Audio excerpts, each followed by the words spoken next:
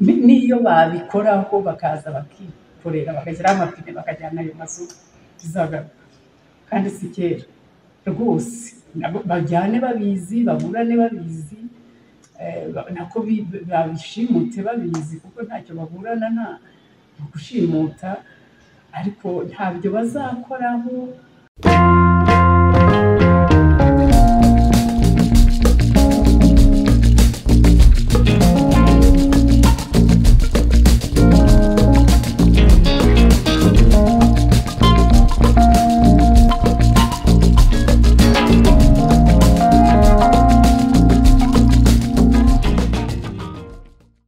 Icyambere nk'uko bizwi si ibanga n'imanza z'amahoro ziremangatanije utamenya ubwoko bwazo.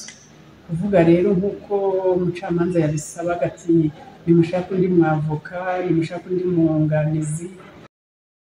Umwaka wari wihiritse umuryango wa Rwigara na Paul utagaruka mu manza, dore ko umwaka ushize 2021 wabereye w'imanza z'urudaca kandi zisobekeranye baburanaga mu budahwema. Hamwe bakaba baraburanaga baregera umutungo wabo bavuga ko washimuswe cyangwa wahugujwe, ahandi bakaba baraburanaga barezwe na Cogebanque. Imanza za 2021 zagaragayemo cyane iyi banki Cogebanque, ibigo by'ubwishingizi ndetse n'umujyi wa Kigali. Kuri wa kane tariki ya 17 Ugushyingo umwaka wa 2022 nibwo urubanza rw'uruganda PTC Premier Tobacco Company uyu muryango wa Rwigara na Paul ubanamo na Cogebanque rwasukuwe mu rukiko rukuru rw'ubucuruzi.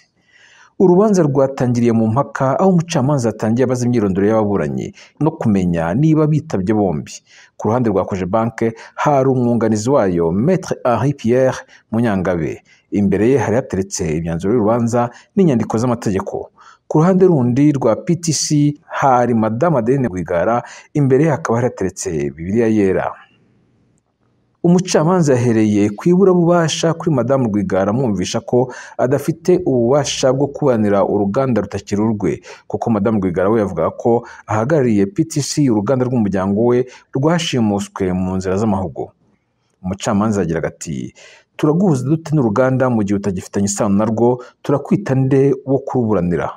Madame RWIGARA akomeje gutsimbarara ku kuvuga ko aburana mu izina ry'uruganda yahoze ari nyirarwo akaruhuguzwa rukaba rwanashoye mu manza y'isi z'amahugu zidafite icyo zishingiyeho zikiburanwa n'uyu munsi. Umucamanza yabajije impamvu umunyamategeko wari usanzwe aburanira PTC atabonetse. Madame RWIGARA asubiza ko amaze iminsi arwariye mu gihugu cy'Ububiligi. Umucamanza yongeye kubaza uwashyizeho umwunganizi wa PTC. Madame RWIGARA avuga ko ari we. Umucamanza arashyira yemera ko afata ijambo mu izina ry'uru ruganda. Umwirondoro we ukimara kwemerwa, Madame RWIGARA yahise avuga ko yazanywe no gusubikisha urubanza kuko umwunganizi wabo atarakira ngo agaruke mu rukiko. Umucamanza yavuze ko batagomba guhora bimura iburanisha kuko ngo n'ubushize bataburanye urubanza rukaba rukomeje gutinda. Ibi ni nabyo uwunganira Cogebanque yifuzaga ko urubanza rutakomeza kwimurwa. Umucamanza yategetse ko umuryango wa RWIGARA uhindura umwunganizi aho kugira ngo urubanza ruzakomeze kwimurwa. Atanga itariki yise iya nyuma yo kuzaburanisha yaba adahari yaba hari. Urukiko rwategetse ko urubanza ruzasubukurwa ku itariki 22 z'ukwezi gutaha kwa 12 uyu mwaka wa 2022. Madame Mukanyamanyi RWIGARA yavuze ko bitakoroha ko urusobekerane rw'imanza bashowemo rwawundi urucengera akarumenya akaruburana rwumva nk'uko bimeze kuri Maître Rwayitare. Umucamanza yahise avuga ko nta kindi cyakorwa, ko yaba hari yaba adahari urubanza ruzaburanishwa. Madame RWIGARA niko gusubiza urukiko ko aho kugira ngo umwunganizi basanga ngo asimbuzwe undi, ngo ahubwo we ubwe azarwiburanira nubwo atari impuguke mu mategeko. Ku bw'itariki umucamanza yashyizeho, Madame Bene RWIGARA yatakambira urukiko avuga ko muri uku kwezi kumwe avoka wa PTC ashobora kuzaba ataraboneka kuko yaba atarakira neza. Asaba urukiko kwigiza iburanisha nibura inyuma ho gato. Umucamanza yimuriye iburanisha mu mwaka utaha. Urubanza rukazasubukurwa ku itariki ya 15 z'ukwezi kwa kabiri umwaka wa 2023. Nyuma y'urubanza, Pax TV yagiranye ikiganiro kigufi na Madame Adeline RWIGARA.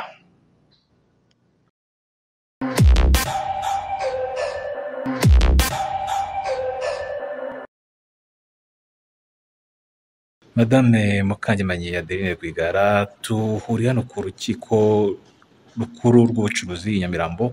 Mwari muje mu rubanza. Urubanza mwarumenye ryari kandi rwaburanwagamo iki? uru rubanza narumenye ejo nimugoroba muri apremidi, tubwiwe n'umusekereteri w'umwavoka wacu urwariye i Burayi, ambwira yuko ngo hari urubanza uyu munsi saa 4, nuko ni urubanza uruganda rwacu PTC rwashimuswe mu minsi ishize, mu myaka yashize, ruburanamo abanyamigabane baburanamo na Cogebanque yatugeretseho umwenda udahari. none ko rwari rwaraciwe mwagarutse ni ukongera gupfundurwa kwarwo cyangwa ni ubujurire? Hari amafaranga baduciye bavuga Cogebanque ivuga ko tuyayirimo, urwo ruganda ruyayirimo, urwo ruganda rwaribwa ariko n'ubu nitwe dukurikiranwe aho gukurikirana abarufite abarushimuse. Uyu mwanya rero amafaranga baduciye twarayahakanye ko nta mwenda tubarimo, usibye n'ibyo nta n'umwenda twari tubarimo, usibye n'uko n'urwo ruganda tutarufite nyine rwashimuswe kandi akaba ari rwo ruregwa, ariko nta n'umwenda tubafitiye. Twarayanze rero tubabwira ko nta mwenda tubafitiye, turajurira. Hagati aho mu gihe twajuriye baza guteza na cyamunara, ngira ngo abantu benshi bagiye bayumva, ariko Imana irahahagarara, ntibayishimuta iyo nzu, iyo ni ya hoteli bashakaga gutwara. Imana ihagararaho, none n'ibyo bigikururana, n'ibyo bongeye kubyutsa. iyo hoteli duheruka bwa mbere yarabuze umukiriya, bwa kabiri yabuze umukiriya niba baratinye kuyigura kandi ikiri mu manza, niba baratinye kuyigura bikiri mu byo umuryango wanyu ukunze kwita amahugu, byagenze bite kugira ngo bwa mbere ibure umuguzi, bwa kabiri byagenze bite kugira ngo noneho ye kuba yaragurishijwe kandi urukiko rwarategetse kwitezwa cyamunara? nta muguzi yaguzwe, nta n'uba yashatswe, na nyir'ubwite nibo babitwara, abafite uruganda nibo bagombaga kwitwara. Abo ni abadushoye mu manza. Ni ukuvuga ko ari ku nshuro ya mbere n'iya kabiri, ni abo ngabo nyine nk'uko ubyivugira nibo bari bayikeneye? Nibo bari bayikeneye, abadutwariye uruganda bakanatucuza ibintu byose bakageza uyu mwanya, nibo bashakaga kwitwara. None ko ari abanyabubasha kandi ko bafite ubushobozi bwose mu gihugu, ni iki cyaba kugeza uyu munsi cyaratumye batayitwara nk'uko mubivuga nk'umuryango wa Rwigara? Kuko ububasha bufitwe n'Imana, Imana rurema, Imana rubasha, niyo nyir'ububasha. Ntabwo yayibahaye, rero nta n'iyizabaha. Mu rubanza rumaze kuba nonaha nakurikiranye, urutabaye rurerure rwafashe iminota ikabakaba hafi 40, mwiburanira, mwavuze ko mwiburanira, ariko umucamanza yashushe nk'ubanza kubyanga. Kuki mwahisemo kwiburanira? Ni impamvu y'uko uriya mwunganizi wanyu arwaye, cyangwa nuko nta wundi mwizeye wari kubahagarara muri uwo mwanya none? Impamvu ni uko umwunganizi wacu ararwaye. Maitre Rwagatare Janvier yatangiye izi manza kuva kera, niwe uzizi. Icya mbere nk'uko bizwi, si ibanga n'imanza z'amahugu ziremangatanije utamenya ubwoko bwazo. Kuvuga rero nk'uko umucamanza yabisabaga ati nimushaka undi mwavoka, nimushaka undi mwunganizi, ati kuko bamaze kururoporta no kurwigizaho inshuro nyinshi. Mwabyumvise ko namusabye ko yakwihangana agategereza Maitre Rwagatare uvuga ko nko mu kwezi kwa kabiri yaba yaje, yaba ataraza nkiburanira, kuko nta gushyiramo undi mwavoka ntabwo byakunda. Ni imanza zo kuremangatanya zitagira iyo ziva n'iyo zijya, z'amahugu nyine zidafite aho zigana. Ubwo rero nahitamo, sindi umunyamategeko, nosiyo yabyo mfite, ariko Maître Rwagatare ndizera ko azaba yarakize, niyo kandi yaba hari sinabura kumuhagarara iruhande nka madamu wa Rwigara ukurikiranye uruzabibu rwe gakondo ye. Ariko abaye atanahari, nasabye ko nabyinginze kandi ndashima Imana cyane yuko byemewe yuko naziburanira, Yesu azaba ampagaze iburyo, umwavoka mwiza utari umugurano, utari w'umukorerabushake. Umwavoka wunganira abo muburana muri urubanza kuje bank yavuze ngo uwo atabonetse ngo abo bakorana cyangwa abandi barukomeza, ariko wowe utayo kugira ngo uzafate undi mwunganizi Nziburanira rwahitaramutse atabonetse, Rwagatare atabonetse. Ese kubyivugira ko utazobereye by'amategeko, ubwo ntibyaba bigiye gutera ikindi cyuho?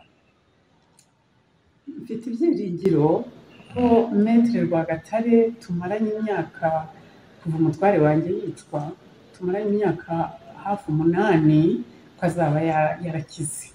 Ariko abaye akinariyo rwose nk'uko nababwiye, nta mategeko nize, sinize droit nize ibindi, ariko nasanze umucamanza muzima ari Uwiteka kandi umwavoka mwiza ari Yesu. Nziburanira rwose, kuko kugira ngo nabibabwiye, kugira ngo haze umwavoka ngo ni uko ngo akora muri iyo timu yabo, muri iyo gurupe yabo, kugira ngo aze ari ukubitangira atazi iyo bijya n'iyo biva. Nanjye ubwanjye ndi nyirabyo, kuko iri ni tekinika ryatangiye mboshye n'abana banjye turi muri gereza, niho batangiye gutekinika. Kugeza uyu mwanya natwe ubwacu ni ibintu tutazi iyo bijya n'iyo biva, ariko kambe mu ndi nyirabyo nzahitamo kubivuga uko mbyumva rwose. Kandi Imana nk'uko nabivuze, umwavoka mwiza utuma umuntu ashirika n'ubwoba, kuko niba uvuga si umuntu uvuga, azampagarara iburyo. Nuko mbyizeye. Hari hashize igihe mutumvikana mu manza, hari igihe urubanza cyangwa se imanza zanyu zisobekeranye zabaga umusubirizo, nta kwezi gushira mutaburanye nka rimwe cyangwa kabiri. None hari hagiye gushira hafi umwaka mutagarutse mu manza. Abantu bamwe ndetse babikurikiranaga bavuga bati umenya wa muryango warabonye agahenge mu bijyanye n'imanza. None niba imanza zongeye gusukurwa, ntabwo byongera kubashyira mu kintu nakwita kubasubiza inyuma kuri uwo mutuzo mwari mufite mu by'imanza? Ni ukuri, murakoze kumbaza icyo kibazo. Ndagira ngo mbwire abantu bazanyumva yuko n'ubu ngihagaze hahandi, imanza Yesu yarazitsinze rwose. Najuririye Imana kandi nta wayijuririye ukorwa n'isoni rwose. Hari hashize igihe baraduhaye agahenge, ariko burya iyo ari ibintu nk'ibi ngibi bidafite impamvu by'amahugu, nyine Satani niwe burya uturwanya, aradupangira nk'uko nyine agateza izo manza zose. Twari tumaze iminsi tubona byarahagaze, byararangiye, ariko n'ubu njye mpamya ko byarangiye. Byose ni ibikangisho by'intare iziritse. Nta manza ntazo, na ba nyir'ubwite barabizi yuko ari ikinamico baba barimo. Ntazo, nta guhungabana, nta kugabanukirwa mu mutuzo, ntabyo rwose, ntabyo bazambonana, nta n'ibyo umuntu azambonana uwo ari we wese, kuko nzi uwo nizeye uwo ari we. Nizeye nyiri iki gitabo, kandi yarazirangije. N'ubu rwose mbona ko ari ibintu umuntu arwana nabyo bidafite aho bigana, bidafite n'ishingiro. Nimba cyamunara arahagaze, hari uwanyumva akavuga ati urakoma rutendere burajya bagarutse kuzikora.